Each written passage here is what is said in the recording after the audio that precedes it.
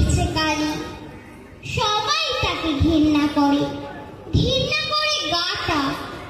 কেবল তাকে আদর বোলায় তার দুঃখিনী মাটা। সেই মেয়েটা চুল বাঁধে না, টিপ পড়ে না শোকে। আজন্মকাল অবহেলায় দেখেই গেছে লোকে। দীর্ঘশ্বাসের ঘূর্ণি হাওয়া মেয়ের মতো অমন করে বুকের মাঝে জাগিয়ে রাখে